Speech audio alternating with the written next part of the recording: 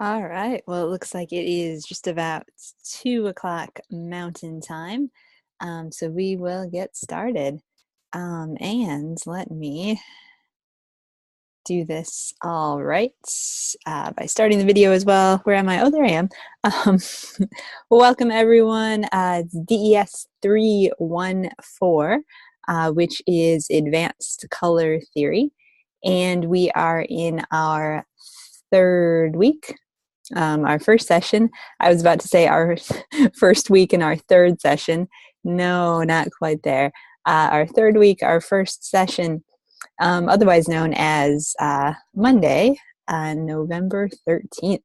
So very exciting. We are motoring along. We are motoring through the course in some pretty significant ways. I always feel like week one is like, yay, here we are. And then week two is like, okay, we're doing it. And then week three is like, whew, this is a little bit more intense than we thought. And then week four is like, oh my gosh, it's almost done. Get everything in as quickly as possible and move on. So if you happen to feel like that too, know that you are not alone in your feelings of both pacing, slow down, speed up, and all that good stuff kind of in between. So yeah, let's see. I think we have a couple students here. Excellent. Very cool. Glad to see some representation. And hopefully, if you are here or if you are watching via video, you are doing good overall. November is hopefully turning into a good month, as we're almost about halfway through it. So a couple things I will say just as kind of housekeeping. We are probably going to be a bit short on our session today as far as a time schedule, and we are probably going to be a bit short on our session tomorrow, which means that we are probably going to have a third session on Wednesday, but I'll get kind of more into that as we're going along. I have a pretty good idea, and I think it's going to work, so we will see, but just in case you're watching the video and you started with this one and you see two more and you're like, what's up with that? Hopefully they're shorter, so they should be better. We'll see how that stands up. All right, well, I guess I will turn off the video and jump into the slides so that we can get moving. But as always, good to see everybody. If I know how to turn off my video, there it is. All right, so one more alert that I should have talked about. We are going to switch our Tuesday time session start time. I have a faculty meeting I have to be at that starts right when our session is supposed to start, so that's not going to work. So we are going to move up our session start time on Tuesday to 12 p.m. Mountain Time.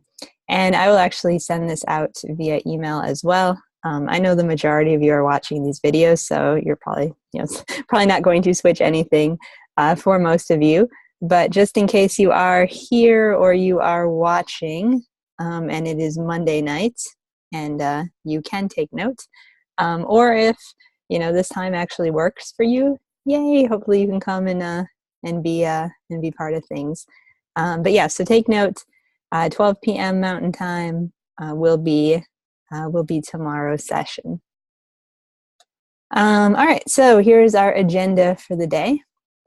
We're going to begin with a little bit of a jump back into brushes. We're going to look specifically at that good friend, the mixer brush, mostly because I think we did some cool stuff last week. I feel like I showed off some good things. I feel like I didn't quite show off one use of the mixer brush, which I think is very cool and very fun to try, and also something that could have some really good output for potential holiday presents for people. So I thought that we would just kind of go back to that just one last time. And also, we did have quite a few people who just had life happen the end of last week, and who were not able to turn in the assignment. So if that is you and you are watching, maybe one of these techniques would be kind of cool for you to use using the mixer brush. you never know, never know what could happen. Could be good stuff. So yeah, so we're going to start with that, kind of going back into brushes. Then we're actually going to just touch on assignment 3. And the reason that we're going to do that is because assignment 3 is kind of an interesting thing. If you did really good in assignment 2, you are going to just love and feel like you've found your home in assignment 3. If you were a little bit iffy or were kind of like, wait, what, for assignment 2, assignment 3 is like that times like that times like 50. So we want to make sure that everybody is fairly clear on it, and it's actually a really fun assignment.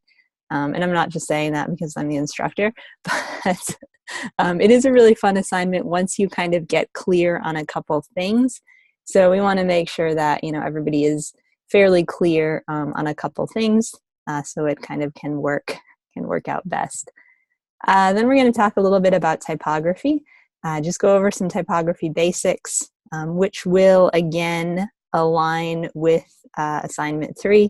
And also, we're just a couple typography things that I saw come up quite a bit in the assignment 2s that both came in and that I graded. So I just want to make sure everybody is kind of clear on that kind of stuff.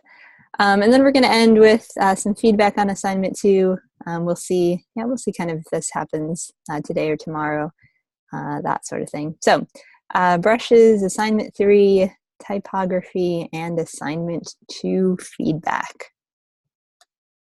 But before we do that, we do have a couple learning objectives for this week. So the first one is discuss how Kandinsky's theory of the optical perception of color and psychology still impact graphic design today. So really, really interesting stuff in the course media, all about kind of Kandinsky and what he thought about color, kind of how he thought it was perceived on kind of an emotional level. So definitely check that out because it's a little different, I think, than what we encountered with Newton, and certainly what we encountered last week about kind of advertising and the use of color. Then number 2, define synesthesia, illustrate the relationship between sound and color. Again, there's a really cool video, which I will point out when we go to the classroom, all about this phenomenon of, when people hear music, sometimes they see color, and it's a little bit crazy. It's a little bit wild. It's really cool, I think, just to have that kind of capability. So you guys are going to kind of talk amongst yourselves about that. And then number 3, describe how how visual tension and visual harmony is created using Eaton's 7 color contrasts. And then number 4, define the importance of accessibility in color contrast choices in screen-based design. So we're kind of all over the map on the learning objectives this week. We're a little bit theoretical, a little bit heady as we talk about Kandinsky, as we talk about Eaton, and then very practical as we talk about screens and, how to actually make things that other people can see, particularly other people whose vision falls outside of the spectrum of what's quote unquote normal. So it should be a good kind of continuum of stuff to keep in mind. All right, so we are not going to go there. I'm actually going to get us out of here and get us into, if I have it open, oops, oh, I don't, get us into Photoshop. So we can just take one more look at the brushes, at the world of brushes, I should say. So yeah, so we will let this open up and appreciate the new Photoshop CC 2018. I know that many of you have been having lots of issues with Creative Cloud and upgrades and renewals and such.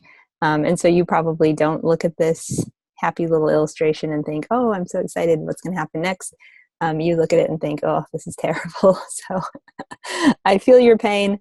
If you have any, yeah, I think I've been in contact with most of you. If you have any issues with Photoshop, anything with your computer, please let me know, and I can get you in contact with people that can help, and then also give you as much time and space as you need to. All right, so we are going to actually talk about brushes in the context of this picture. This is actually my parents' Cocker Spaniel. Her name is Posey, and she is a she is a delight. She is also like the hungriest animal in the world that you will ever meet. So she looks incredibly cute. She's very sleepy and slow. And then as soon as you drop something on the floor, she moves at like a shark pace and gets it. Or if you leave your dish unattended, same thing. She tends to she tends to go for it. All right, so what we are going to look at, spend just a little bit of time kind of going over, is again using the mixer brush, but we're not going to use it to kind of create abstracted, crazy mixing wildness, kind of as we did in our session last week. We're going to use the mixer brush to take a photo and then to kind of transform it into something that looks a bit more like a painting. So there was actually one student who, when we do feedback, kind of did this for the graduation card. And I was like, that's genius. And then I was like, oh man, why did I not, kind of go over that a bit more in the session? And so I said, well, this is, no time like the present. So we're going to go with that. So just a couple kind of reminders. The mixer brush is it's nested in your brushes. And basically what it does is it really mimics an actual physical paintbrush. And so it has all of these little characteristics with it. So wet. So this is like, you can imagine, dipping your brush into water and then dipping it into paint, kind of how much kind of fluidity it has. So that's wet. Load is kind of how much paint you pick up. So is it a big glob? Is it just like the tiniest little dot at the tip? Whatever that is. Mixing is how much the color kind of mixes with each stroke. So with the mixer brush, your pixels actually become fluid in your picture. And so you kind of mix and paint over them in a way that's very tactile, even though it's digital. So mix kind of controls that. And then flow is going to kind of set the amount of movement that happens per each stroke. So flow is, if it's very high, there's going to be a lot of movement. If it's very low, it's going to be just like a tiny little piece. So wet, load, mix, flow, kind of the main mixer brush settings. And they really do, if you think about it like a quote unquote real, like a physical paintbrush, they correspond exactly to that. So one other thing I would recommend when you're using the mixer brush is that you actually don't use the default, well, you could use the default brush tips in Photoshop, but I think that it's actually kind of cool because it's going to give you such a, well, it could, in theory, give you such a painterly effect. I think it's kind of cool if you do a search for free Photoshop oil paint brushes. Or you could just do paint brushes. You don't have to do oil, whatever that is. But yeah, so I mean, there's millions probably of brushes out there, excuse me, that people have created, and a lot of them are free. And basically what you can do is just get a kind of a set of them and then load them into Photoshop and then use that as your brush tip. So because we're trying to mimic an actual physical paintbrush, it's good if you have kind of a lot of different tips, because as a brush, if you're using a physical brush, as you paint with it, the tip itself changes. So we don't really have that luxury in the digital world. So if you have a bunch of different brushes, it kind of mimics that in a good way. So what I actually got, and I'm going to show you guys how to download these and install them as well. Probably refresher, but good to good to refresh.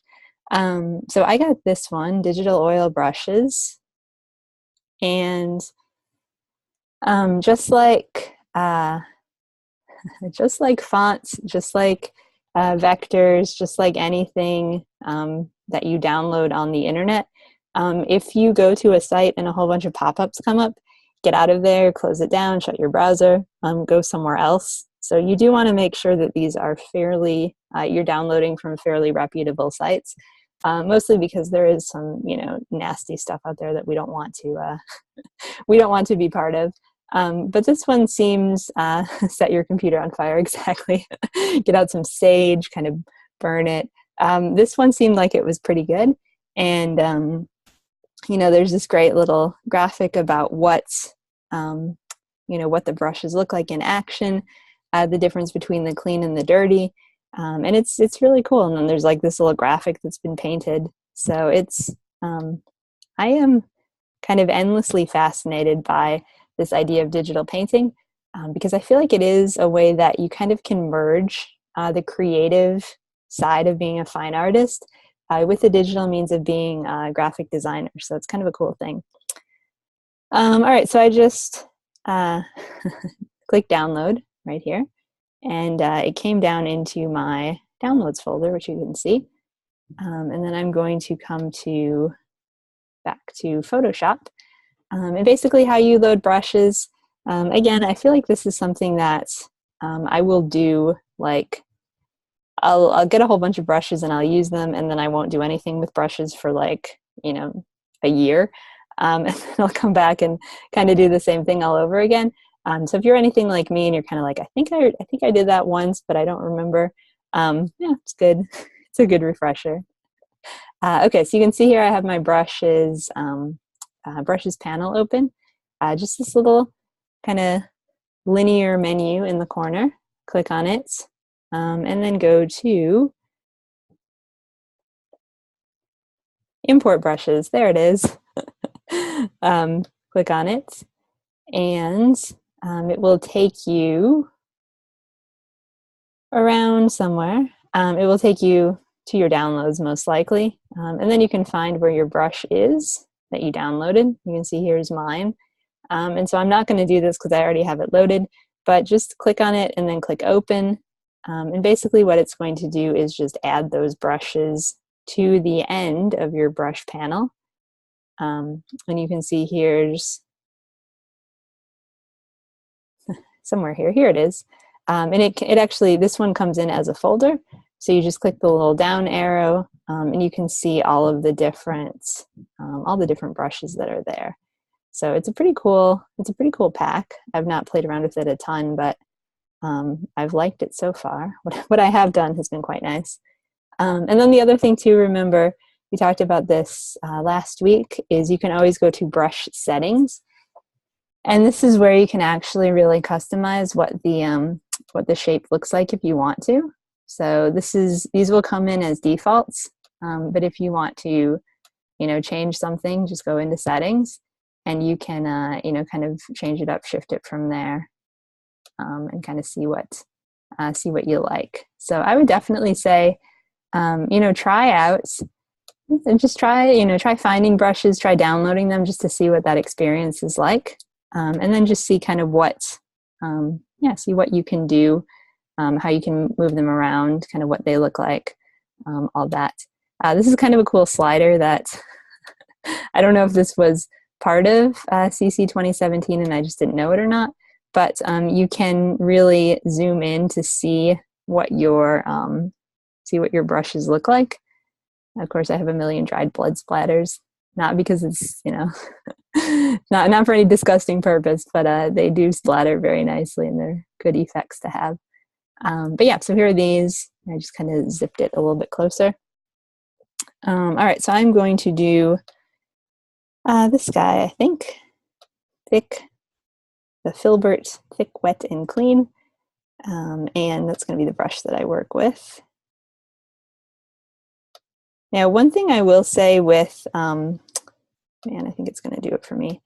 with brushes and Photoshop, and especially with the mixer brush, is it's kind of a very it takes a lot of processing speed, and so you want to make sure that you don't have anything else that's kind of a heavy bandwidth that you're running concurrently. So shut down your other Adobe stuff. I've got Zoom going, so we'll see what happens. But yeah, so it's a little bit fickle, and I have kind of an older computer, so it's occasionally it works and then sometimes it doesn't. So just kind of keep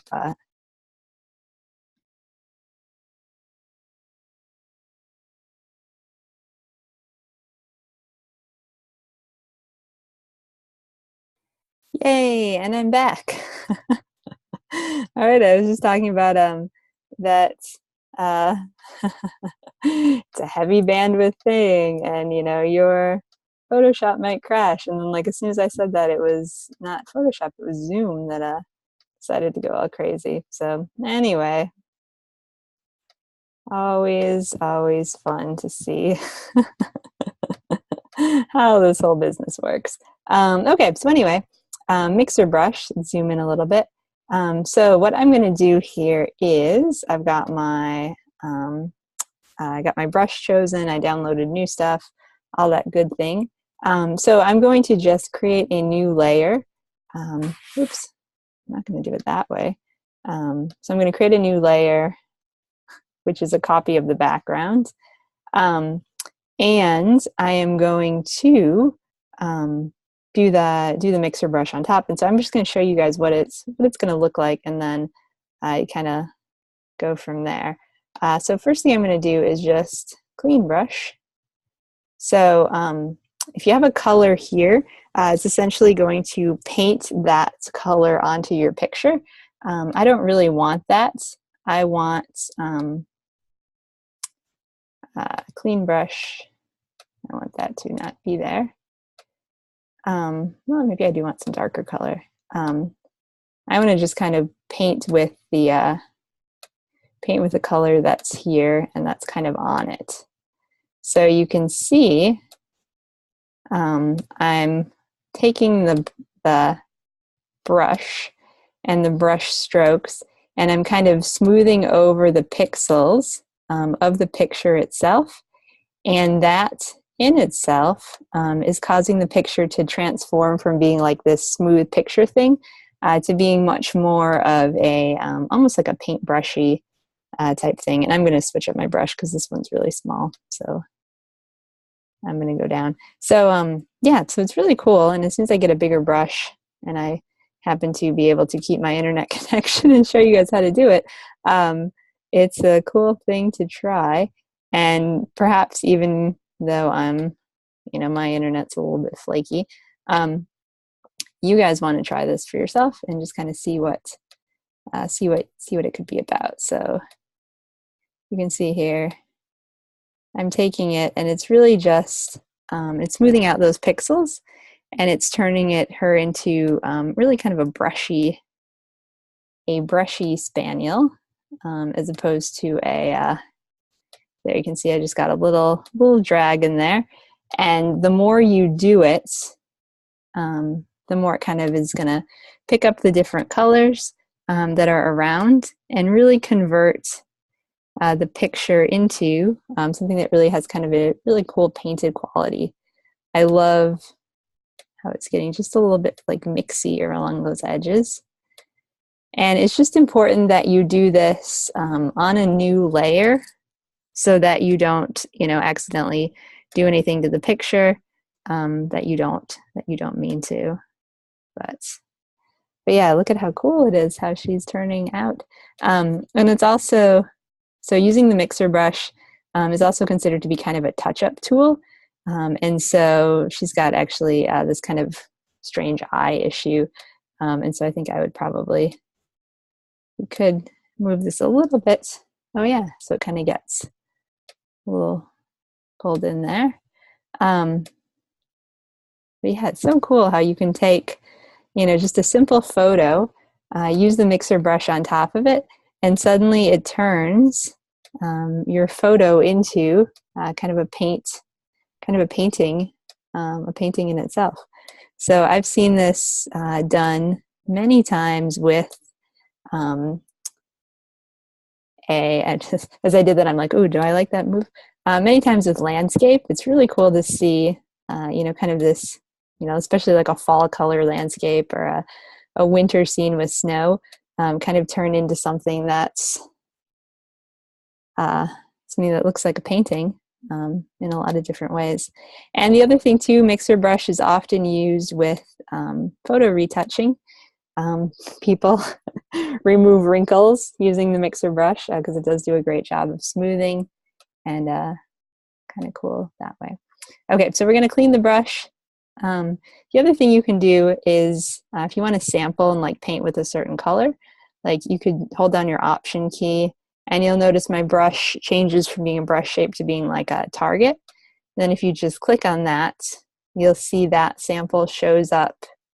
This is essentially kind of in your paint well up here. So that then you can paint with all of those colors mixed together, and it just gives another kind of depth and dimension piece. And so every stroke that you take kind of muddies your brush a little bit, which isn't a bad thing, but you do occasionally maybe want to clean it. So that's when you come up here, just do clean brush, and it works here. So if you want to do a different color, and look at how cute she looks. She's getting so, she's getting so, oops, that made her gray. So we're gonna, we're gonna clean the brush. But yeah, so if you want to paint a little bit of a different color over here, or over anything, like let's say we want to give her some blue, like she's got blue highlights or something. You can just select the color. This is like the well that it's going to draw from. And then you'll see that it's going to kind of be just very subtle, kind of getting in there. So she has a couple little blue highlights moving around in her ears and things.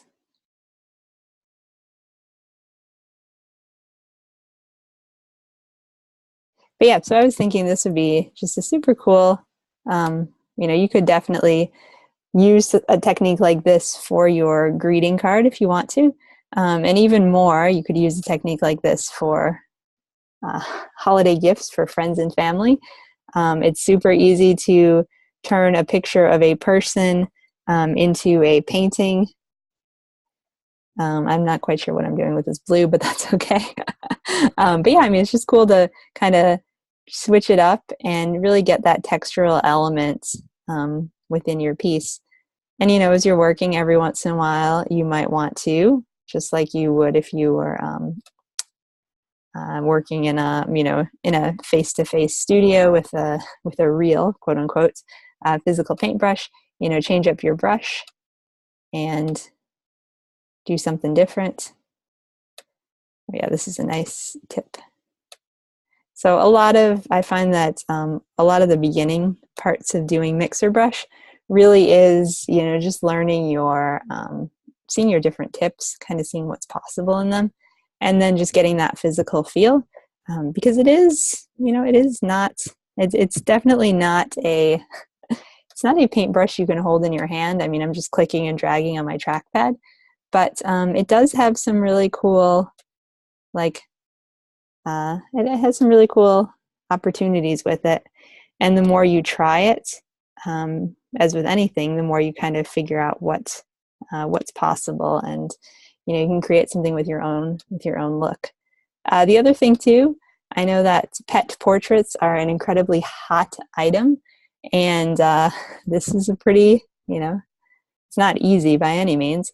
It takes some play, but this is something that would be really cool to think of a possible freelance outlet for yourself, what you could do. And of course, if I were doing this as a commissioned piece, I would touch up the background, get rid of the chair, get rid of the table leg, these little things that kind of don't make it feel as complete, whatever, but kind of a cool thing.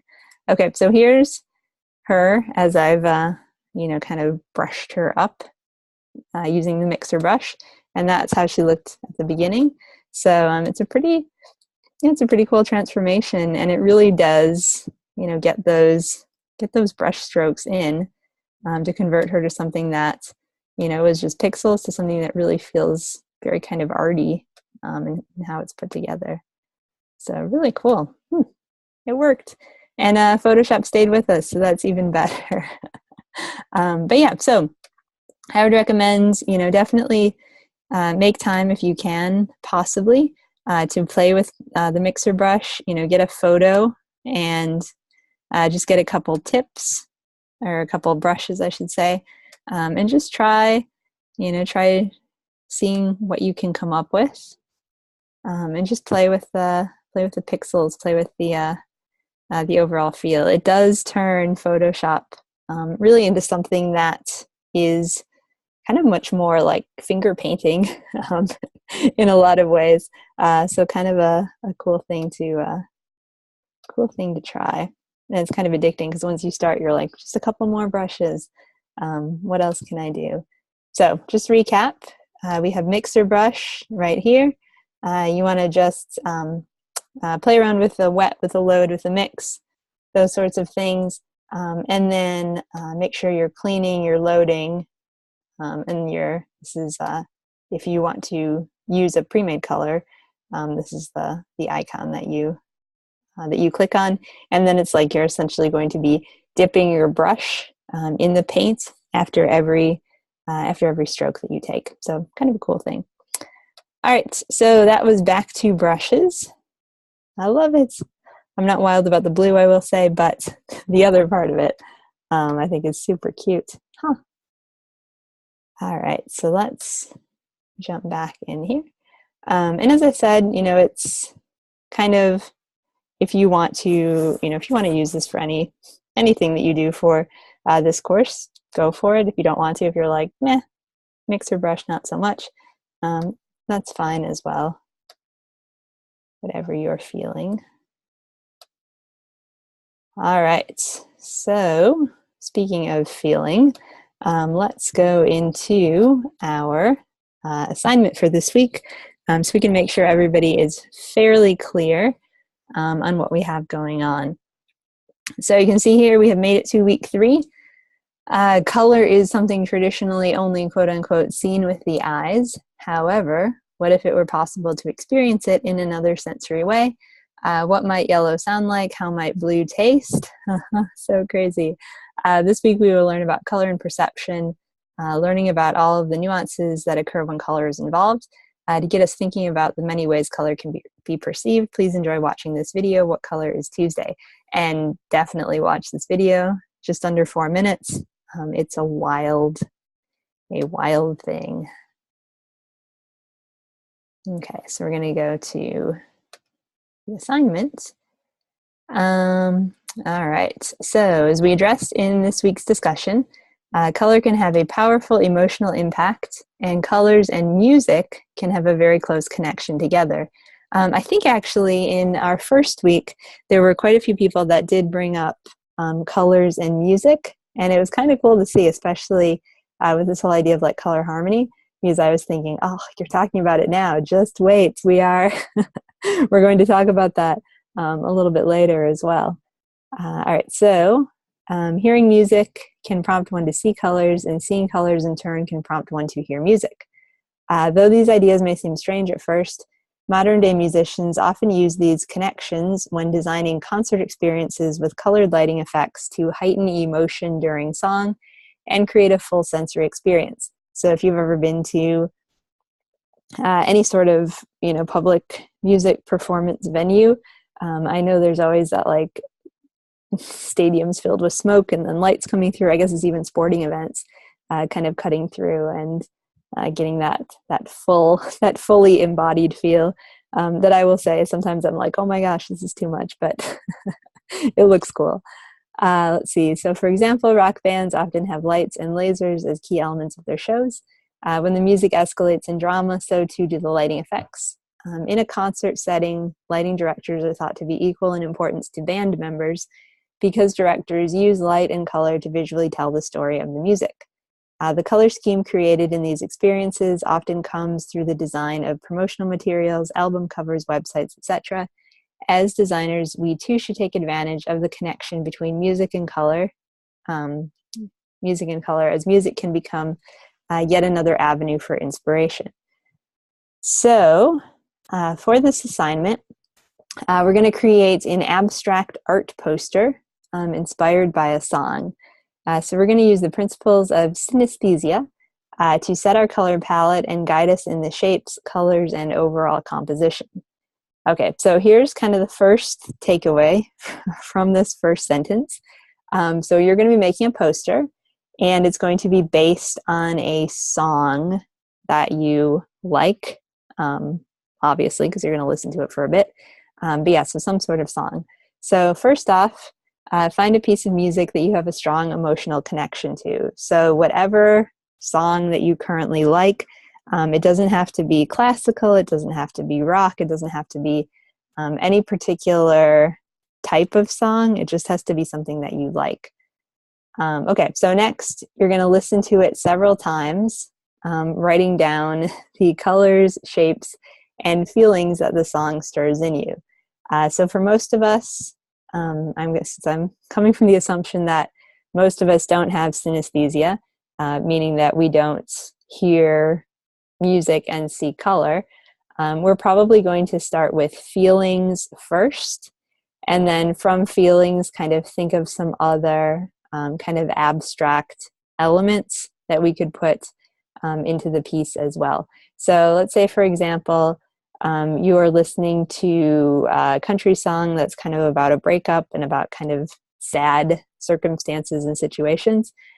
So when you think about, when you listen to the song and you listen to it a couple times and you're like, oh, this is so sad. So think, okay, the feeling sad, what kind of colors, what kind of shapes, in theory, what kind of imagery would go with that? So kind of, you have to do a little kind of creative thinking, but just go with, kind of what your gut reaction is. So if it's sad, it's probably darker colors.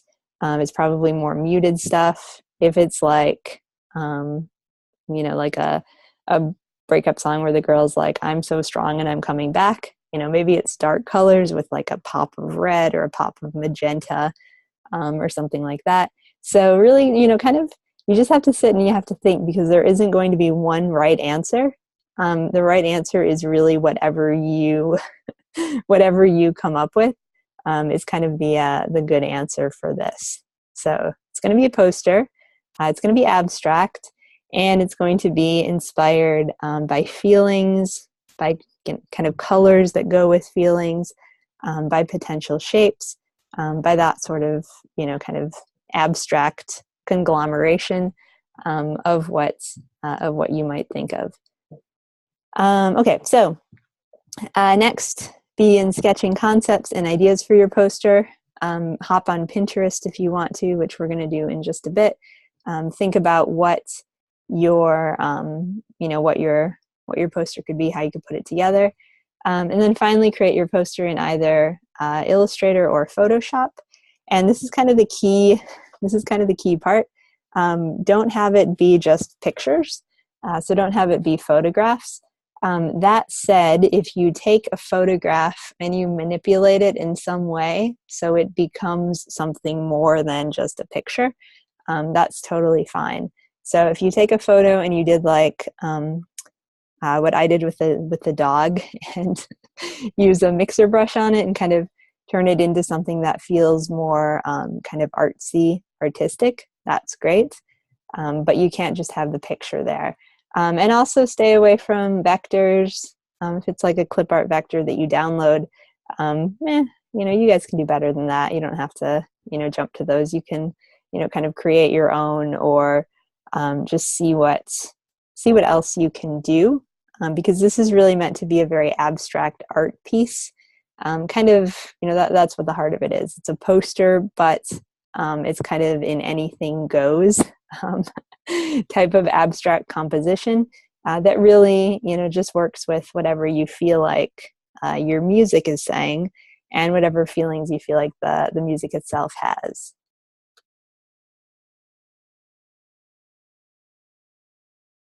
Okay, so once you create your poster, you're going to write a 300-word minimum paper listing the name of your song, the artist, and then writing a short analysis of how your composition really connects to the music, particularly in regards to your color choices, your shapes, etc.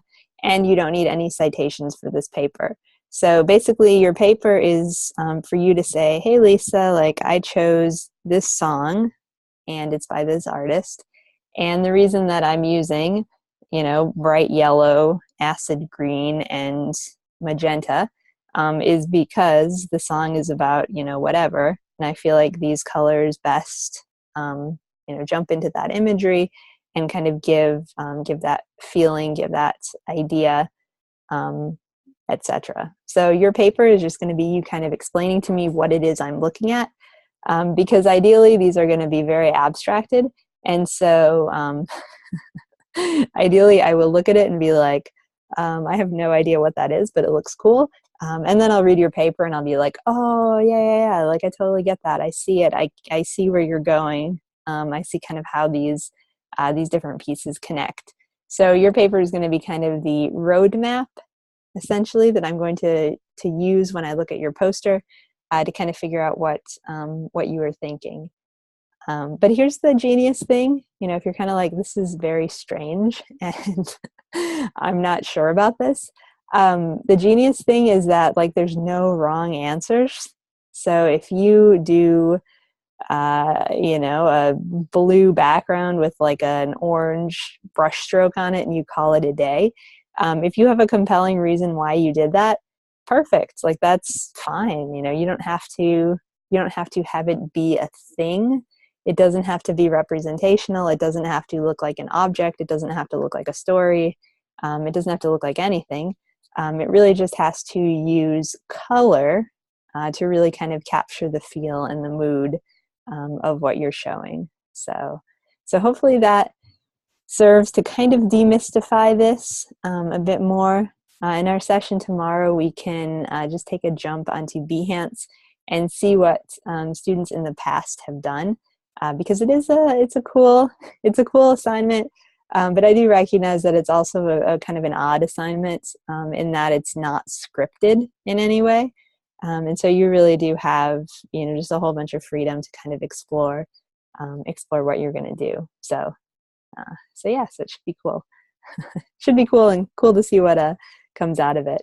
But yeah, so as we are talking about this, kind of the reason that we're going to split up our sessions a bit this week, so we're not just going to have two, we're going to have three instead, is because one of the key things for this poster assignment, I feel like, is just knowing how to do like a couple really crazy wild things in Photoshop and in Illustrator that you may or may not incorporate into your piece.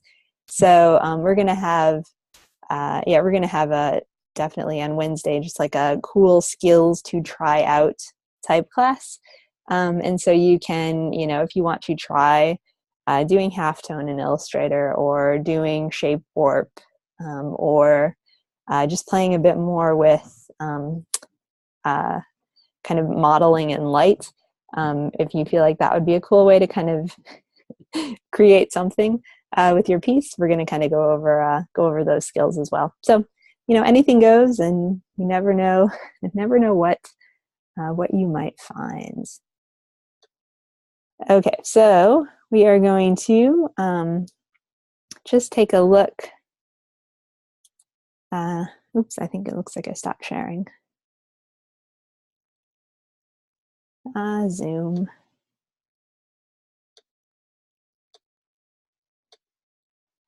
So we're just taking a look at Pinterest, and what I would kind of recommend you look at too are not abdominal workouts, but abstract art.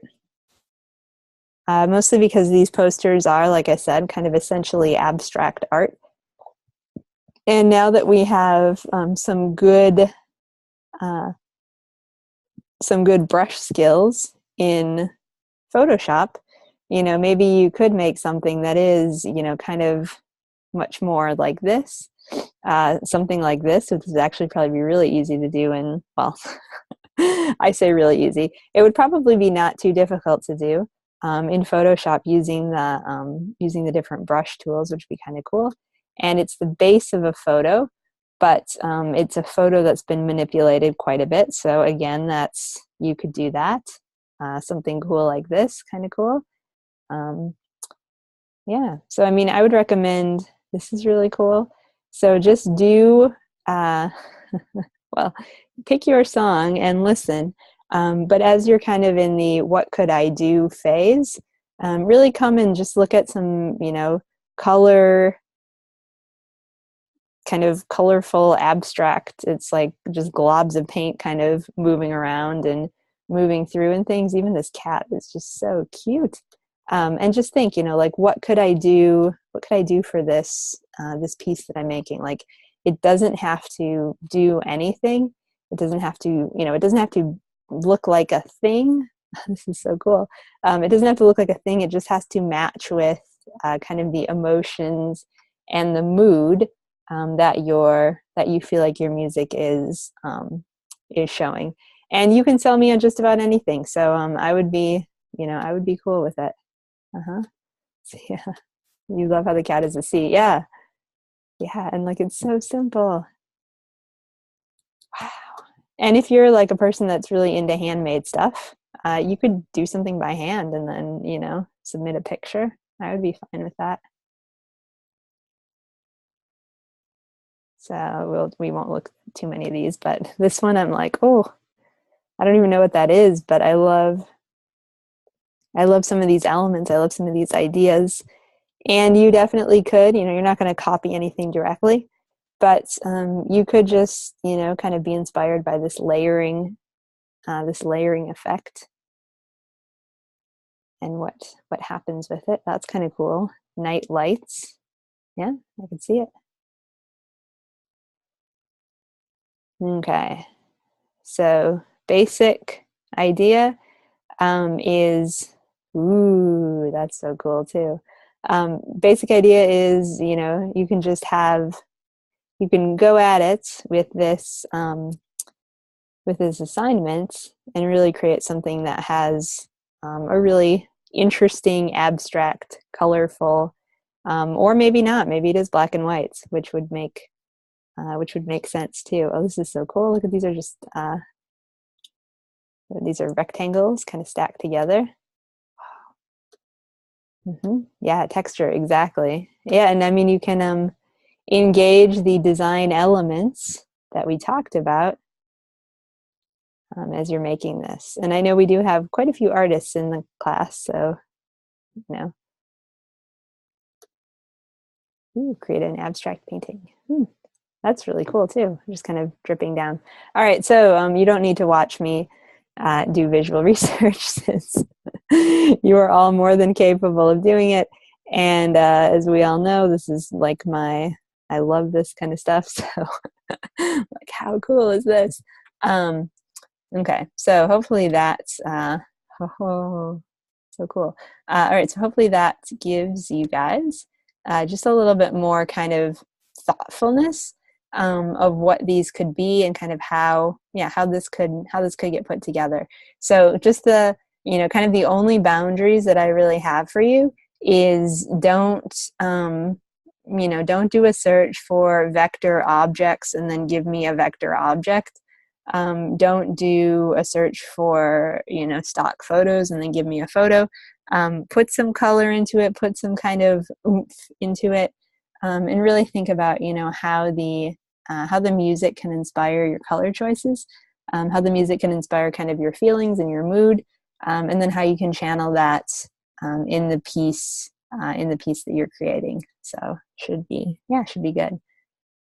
All right. And as usual, if you have any questions, you can feel free to let me know.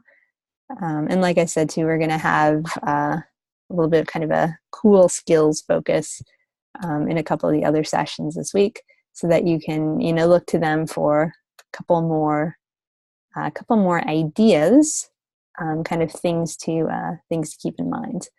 All right, so we are going to switch up the agenda, and we're going to do a little assignment 2 feedback, and then we're going to do typography tips because I think that might make a bit more sense.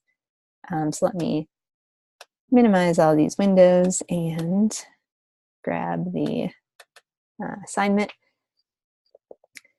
So for those of you who are thinking like assignment 2, that's, what was that? That was so long ago. I would agree with you. But basically what assignment 2 is, or was, I should say, is you guys took you had prompts for 3 greeting cards, and using only colors, ideally, as much as possible, you were kind of abstractly interpreting the different moods, the different feels that were going on, turning them into greeting cards, mocking them up, and calling it a day. So I did grade everybody who turned, well, I gave you marks if you turned your card in. And as always, you know, if you see a comment and you don't understand it, you can let me know and I'll try to explain further. And also if you're like, oops, I kind of want to fix it, great. I am all about lots of changes and submissions and things. I always feel like more is more. So as much as you want to, you know, kind of shift and update, I would be happy to regrade, however, whatever it takes, or anything like that. All right, so here's the first one, and you'll see this is the congratulations on your graduation. And yeah, if you guys are watching via video, you still are part of this. You still get to see, kind of think critically what the other students have done, and yeah, kind of see how they interpreted the assignment. So I feel like for this one, I actually really like that it's such kind of a tailored color palette. Like it's not bright at all. It's not really like one of those, yay, you graduated, you know, wild, joyful cards. But I do kind of like how it feels so restrained, and yeah, it seems like it works. Classic. Yeah, exactly. So I feel like it's a nice fit overall, and I really like that. Especially we have a mock-up of a front, then we also have a mock-up of the back, and you'll see that this is kind of something that the student put together. So this is a very excuse me, this is a very mindful kind of presentation. So you can really see, you know, the whole flow of things from the flat to the mock-up, and then to the back. So it's a nice kind of tight idea. So wishing you peace and comfort. Again, spot on. I like the idea of just the little kind of dove in the corner. It's a little kind of abstract-y thing to break up the sky, but it still feels it feels very calm and quiet, even though it's brighter kind of colors. It still has a nice set of restraint to it. So it feels very good. It might almost be kind of cool to have the inside of the envelope, as it was in this one, red. If this was kind of like a purple color, that might be kind of cool. But as we're talking about envelopes, that means the card itself is looking good. All right, so here's another one. Happy birthday. This was again the kids' birthday party. I love this idea that if I zoom in, maybe you can see it better. That these like paint splatters almost feel like confetti to me. And so it feels like this card is in the midst of kind of controlled chaos, which is kind of cool. I think one thing I would consider, if this is your card, is just, I like those circles, but I feel like it would almost be nice if there was one up here. I'm picturing like the red one is up here, and then the blue and the yellow are down there, mostly because I think it would just compositionally pull your eye. Trying to find a color I can draw with that's not on the card so you could actually see it, but I don't think that's going to happen. Just so kind of, you know, draw your eye like this way, up more. Kind of looks like a party hat. Balloons floating up. Yeah, just like one, you know, that would be the one thing. And you could even just vary the size a little bit, because right now they do look fairly similar in kind of splotchiness. So if you had like one tinier one, so like the red guy was like that big, I feel like that could just kind of bounce it a bit more. But I mean, I think it's working nicely. And I do like the spirit overall that it has to it. So yeah, so very cool. Print these out, start selling them, get some freelance income. Always a good thing. Okay, so here's the next one. And this one, I love how the type is kind of put together, but I feel like it's a little bit literal as far as what's being shown on the card itself. So again, this is, you know, there's nothing wrong with this just from like a card standpoint. But for the assignment, you really want to make sure that you are pushing yourself and kind of exploring colors and feeling and mood and that sort of thing, so that you can have kind of that overall sense of energy, as opposed to defaulting to objects. So you can look here, this is very abstracted, but this kind of has that spirit. These things you look at and you say, oh, party, but how can the whole card kind of really embrace that is the key, and is definitely the question in many ways. This one, same here. I feel like this would be a great painting or picture actually to do a mixer brush on. So if you took this picture and had this be like the base of your poster for assignment 3, but you kind of like distorted it and did some cool stuff to it. I feel like that would be a really interesting idea. But you know, as for now, it's nice, but you know, how can you kind of just push it slightly so it is more about kind of abstracted stuff as opposed to you know, what's an actual picture. Oops. And then one more, graduation. Congratulations on your graduation. Again, nothing functionally wrong with it, but how can you kind of push this a bit further so that it's not defaulting to objects? It is, you know, more using abstracted elements to kind of capture that spirit. And then the other thing too is just from a practical standpoint, if you are making a card that, and this is for everybody, if you are making a card that is going to be a horizontal, so it's going to be, you know, this, which essentially this card is, when you're laying it out, you want to actually switch these two things. So the fold is going to happen here, and so this line is going to get folded, and so this is going to be essentially the top. This is going to be like this part of the card. And so if this box were to get folded in this way, it would actually have congratulations on your graduation be upside down in the back. So you want to make sure that this guy here is the front. Your front is actually the lower part, just because as it turns into like a tent kind of up. So this is kind of what it looks like. So here's the folds, here's the back of the card. So you want to just make sure that that's there. So I've had many a thing where I thought that it was laid out correctly, only to print it out and say, oops, that's backwards. So I know it's quite easy to do, but as you're working, you know, if anybody is still working on their cards, just make sure that you're putting the panels in the right places so that they can, so that it will lay out in the appropriate manner. All right, so moving right along. Here we have happy birthday. Ah, so cute. And I also really like the mock-up because it feels like the card itself has just exploded confetti and somebody is drinking a hot chocolate or something with it. So that's kind of cool. But yeah, overall, seems like it's working nicely. I'm a little conflicted about the contrast on the happy birthday itself. I feel like it's just a little hard to read. So, you might want to think about how you might be able to just give it a touch more contrast with the background.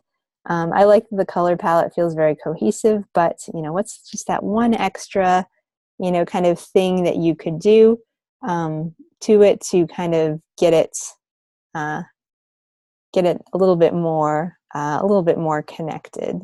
So kind of see what that might be. Here's another one. Congratulations on your graduation. Oops. This one too, I feel like it's kind of a little bit more so that it's really difficult to see the type here. So I think with this one, if you were able to just make this background just a little bit more purple, if you just adjusted the leaves down, you could put the type then all in white, and then you'd be able to see it a lot more, and it would kind of have that idea of kind of jumping forward. The other thing too is that when you see it in mock-up, you notice that this is really yellow.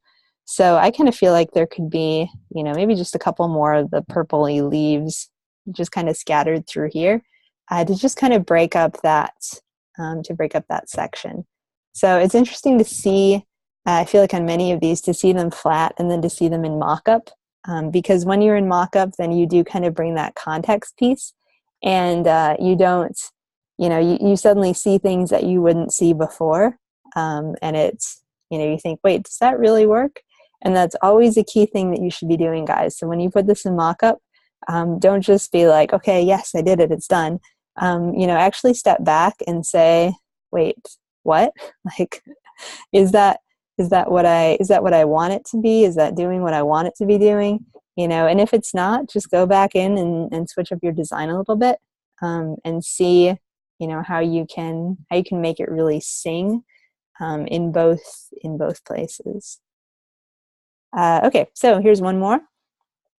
This looks like there's been some good brushing in here happening, which makes me quite happy. This one looks great from a kind of contrast standpoint. You just want to be a bit careful here with how it's laid out, and maybe the mock-up is stretching it. I don't know, but you want to make sure that you do have a little bit of margin, just because here it seems like it's really, really close. So I think it would be better if it was, just a little bit reduced in size, and you were able to just get it a little bit away from those edges, so it would feel like it has just a bit more kind of breathing room. So, but it's a great design. It just needs a little bit of shrinking, I think, and it will, kind of lay out there a bit better. All right, so moving right along, we have happy birthday happening. Again, very interesting background. I feel like when I look at this one, it's like happy clouds and tie-dye kind of coming together in a great way. Unicorns, yeah, it just feels so like pleasant, like ice cream or something too, which seems perfect for a birthday card.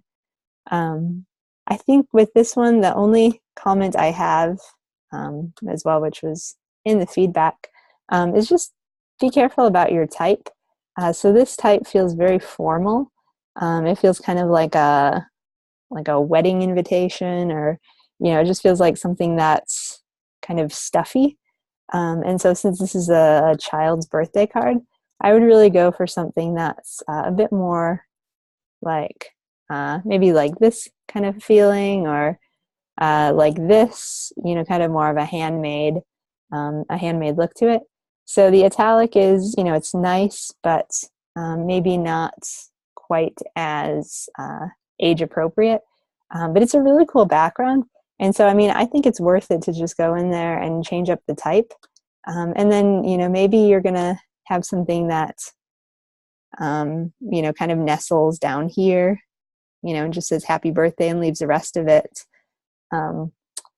open, so you can see that cool pattern. So just play around with it just a bit. It's a cool piece though, and I think it has definitely the potential to be a cool portfolio item. So I think it's worth it. All right, next one. Ooh, Ruby has some words about this one.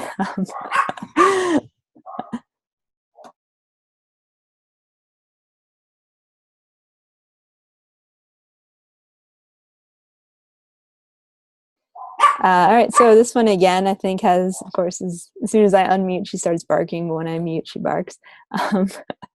But yeah, so this one again has a really cool background, and like this is like I'm so intrigued by how this was created, and this is a great example of what would be fabulous for the assignment for this week. So something that has this sense of like layered, kind of layered, changeable shapes that kind of fade in and out of one another, where you don't really know what it is, but it does have a really good sense of kind of motion and movement to it. So definitely keep this in mind if you have more of this pattern. Think about how can you integrate this or something like it onto the poster for the assignments for this week. But yeah, I would say the other thing, just again, the font, it feels a little bit weird because it is such a fancy font, whereas this feels very kind of geometric and almost kind of like a grunge look to it with the layers. So I would see how, you could find a font that's a little bit more kind of like rock and roll to put with this, as opposed to one that has, all these flourishes and kind of drop caps and things. So, but again, it's a really cool background, and I think it's worth it. So again, I would put congratulations on your graduation down here. So again, we could see more of this like kind of smoke and geometry type thing going on. So. All right, one more. Wishing you peace and comfort. This background actually kind of reminds me of like a Christmas twinkle light background. I think it's because it's starting to be that season. But yeah, I think it's a cool background. I feel like, again, the issue is just font. With this one, I think the font is working pretty good, but I would just shrink it down so it's, kind of no more than a little bit in the center, mostly because it just feels very wide right now. And because it feels wide, it feels a little bit kind of uncomfortably cramped. So you just want to shrink it down in size a bit, so it kind of has some more breathing room.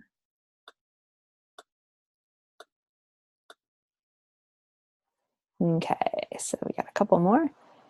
Happy birthday. Looking good, looking exuberant. And this is actually on that, our last birthday card is the one that had the very amazing tie-dye-ish theme. Background, I should say. A font like this would be perfect. Just a condensed, easy to read. Looks like it's been written with a marker type thing. Be a great, addition to it as well, or something like this. But yeah, again, looks great. Bright colors, bright font, feels casual, feels happy. See, for mom and kid, yeah, this is kind of a universal. And again, it's super simple stuff, super simple shapes and color, but it's communicating in a really great way. Here's another one. Congratulations on your graduation. Cool stuff. It's diagonals, and then there's a hat involved. Genius. How it all kind of integrates together. So it's kind of these little subtle details that really make a design kind of clever, because you look at it and you're like, oh, there's the thing in the in the picture, and it's all kind of there. So that's kind of cool. I would say one thing, the font feels a little bit fancy, just because it's such a clean background. So I would say, consider a sans serif. I know that sans serifs aren't as formal, and graduations are kind of formal things, but Maybe maybe you could find a slightly more formal sans serif, just to kind of integrate with the geometry that feels pretty bold on the card itself. Here's another one, wishing you peace and comfort. And again, I think it looks good overall. I would just say be a little bit careful with the coloring. This one feels like it almost got a little bit too bright. But that said, I do like the idea that the letters themselves are glowing. It has kind of like a resurrection feel to it, which I think is a good feeling to channel.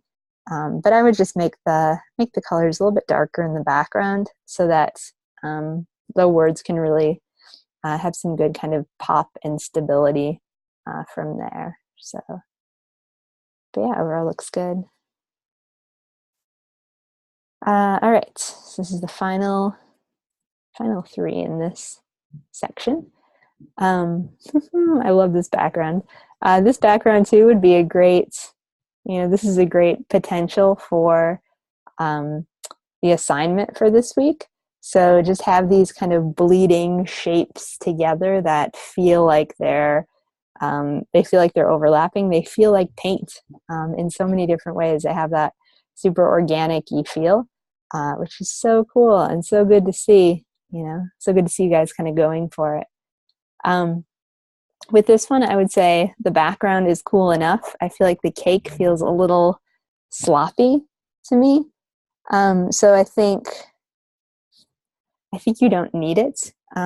Or if you have it, I would just make it a little lighter. So the interior maybe not quite so like opaque. If you could, dial down the opacity on the cake itself to kind of see a bit more of the colors. I think that would be cool. And the other thing too, just make your type a little bit bigger. So again, it feels like, oops, it's like if I draw on it with orange, you're not going to see it. But think about the card we saw with the big happy birthday, and kind of, dial up the size so that the message itself can come through in the font, and just have a little bit more of a good balance in that way. But love the background. I think the background is fabulous. Okay, and this one too. Oh, excuse me, such a cool background. I love this. This was one of my favorite cards. But yeah, I really like the texture and the tactile sense of the brush kind of coming together, and even underneath these words, having just the orange feeling on it, kind of the orange brush strokes. It's a really cool kind of look, and it gives a good feel overall. It's a little like snakeskin, which is admittedly a little strange, but I also don't mind it, so I think it's working. So kind of a cool, just a cool play with contrast, with texture. Yeah, just with the overall arrangement of elements. So, all right, oops, there it is. Wishing you peace and comfort. So I would say I like this background again, but the just the abundance of elements, kind of all the different things happening with the splatters, with the dove, with the type, it is kind of making it a bit difficult to read. So I think it would be just easier if you simplified it slightly. So I don't know if you need the dove, could it just be the type in the background? Or could you take the background and turn down the opacity on it so it becomes just a little less bold? What's the main focal point? So right now it feels like you have 3 focal points, and because of that, it's just a little bit hard to navigate. And so it's telling me everything, which is kind of making it not tell me anything. So you want to kind of really balance those parts so that you can just have a little bit more of a cohesive feel overall. All right, so we got one more grouping, and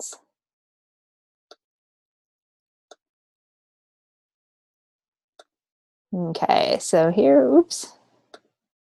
Here you can see again, we got balloons and leaves. Happy birthday to a fall child.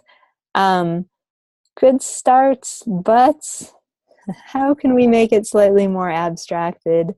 You know, how can we not have it just be things, but how can we really use color to channel kind of emotion and spirits, and then put the type on top of it? So it's good to have objects, it's good to have stuff, but how can you really use color to your advantage, and really, you know, kind of make your composition much more abstract and kind of much more like coming to life, out of what's happening. So again, you know, nothing wrong with these that have actual elements, but you know, push yourselves a little bit further, guys, and see, you know, could I do this without stuff? Could I do this just with the elements of design without, you know, a literal object? And how could I translate those things? Because it's not, it's not could you do it, because I know everybody can.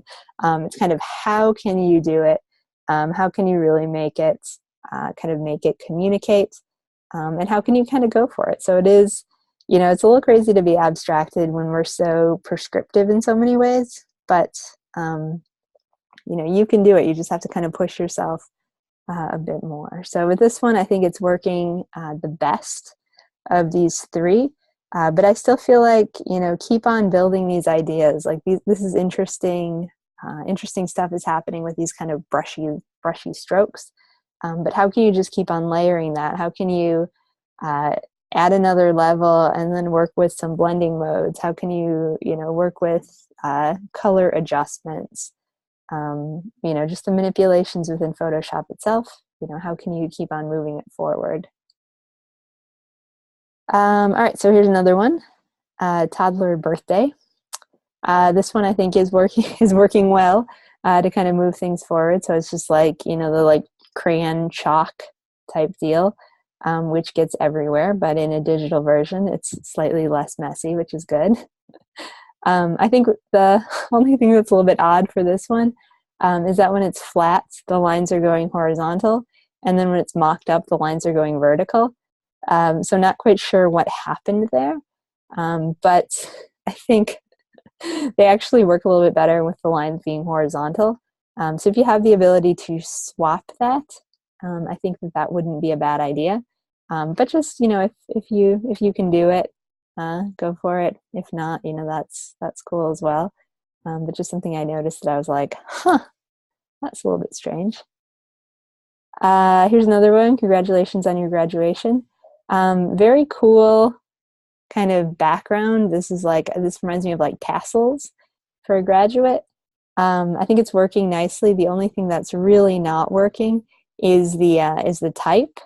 So again, you really want to think about how you can have contrast in what you're doing. So maybe it is something like this one where you have to put, you know, color behind it, but just something to make it kind of jump out just a bit more overall.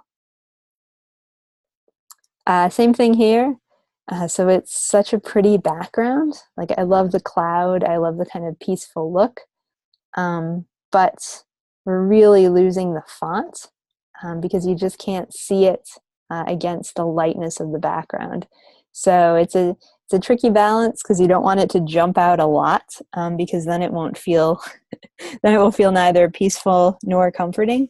But you know, you do want to have it jump out just a little bit so that it can feel like, you know, you can actually read it, you can actually see it, as opposed to here where it's just kind of getting lost and faded. All right, so this one, whew, definitely not getting either lost or faded. Yeah, looking good, feeling very happy. And this is definitely an RYB color palette that Newton would be all about. But yeah, looks like it's working well. Here's another one, and I apologize, I cut off the actual painting because there was a name that I wanted to clip out. But yeah, you can see the card as well. This background, another example of something that would be perfect for the assignment for this week. So again, it's kind of a flower, but it's kind of like a drippy, going everywhere flower. So really cool in that just conception of how it kind of moves and flows and what it's turning into. So, and then this is actually the one that made me think of doing the mixer brush, just take a photo and kind of turn it into something else. I don't know if this was done with a mixer brush, but it could be, and kind of get that softness overall. So again, super cool to see how it actually looks like something, but it's very much been created. It's not a graphic of a road. It is a created road type thing. So it's working really nicely. All right, moving along. We got just a couple more. Wishing you peace and comfort. Again, looks good overall with the background. I like how it is kind of the cloudy day type thing. I think I would just be a little bit careful with the sizing of the type again. It just feels a little bit big, especially in that mock-up. So I think that you could kind of dial it down to be, just about here instead. And you might want to even play with a bit of kind of your type sizing. So, just make and a little bit smaller. So peace and comfort, maybe you can get those on the same line if you made and like 50% of what it is now. But just, kind of little layout tweaks, the leading, the space in between your lines, kind of keep that in mind as well. Just to see, how you can really make it into a cohesive, kind of a tight statement. Oops. So fun. I love that so many of these birthday cards are like balloons or like bouncy things that are kind of like suspended in chaos. So I think this one is totally working. The one thing that's a little bit tricky, which I think you could probably just fix with a little bit of clever manipulation, is the box that's bleeding, here and here and here. This one, I feel like if you just put a green there instead, it would kind of bounce, bounce the box so that it was more of a, so it wasn't blending quite so much. Because in the mock-up, especially in the flat, you don't see it, but in the mock-up, it's kind of, it becomes like this yellow expanse. And I think just if we did the green, then we'd see where the corner is, and it would just make a lot more sense that way. So just something to think about. But I mean, I think it's working otherwise. Here's another one. Congratulations on your graduation. Same deal here with the sizing. So I feel like you want to just make this a little bit smaller. Oops. I draw the right way. A little bit smaller, and then just reduce the leading, so reduce the space in between the lines, so that it does kind of gather itself into a little bit more of a tight package. So right now it's a little too open, it's a little too kind of airy. But if you were able to just kind of compress it down a little bit, well, not compress it, but don't distort it, but just reduce some of the leading, it would come together in a way I think that would make a bit more sense. Okay. All right, so happy birthday. So this one I'm a little bit conflicted about because it is an object, it is a thing with those presents and those pennants and the confetti, but I think it's working really well. And I could almost see it being abstracted, so I'm not going to make too big of a fuss over it. But yeah, looks like a good feel overall. I kind of would love that confetti to keep on kind of confettiing in the front of it as well, because I feel like it could it could kind of connect over, kind of bleed through in many ways, but looks good. Here's another one. Congratulations on your graduation. Again, feels very nice, formal. I like the texture in the background. I like the hat, but I'm kind of glad it's on the back. But yeah, this looks like it could be a really good like card for card for you guys if you're almost going to be there. Just replace a couple numbers, and you can have your card. All right, so wishing you peace and comfort. This one again, I feel like we just need to work with the letting a little bit. So just tighten up the lines, how they're kind of connected together. There's just so much space in between the words. So you really want to think about how you can create a cohesive kind of grouping of the type, as opposed to having so much in between here. So you kind of, when it's separated out so much, it's like you read like wishing you peace and comfort. Like it feels very slow, as opposed to when it's a little bit more connected, you read it kind of more as a unit. So I think that that would just work a bit more to kind of tighten it there.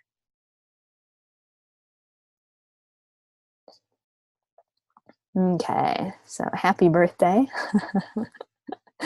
Again, looks great. Wonderful background. This too could be used very nicely for the assignment for this week. Kind of like sand art meets tie-dye meets ocean waves. This too has got an interesting kind of feel to it.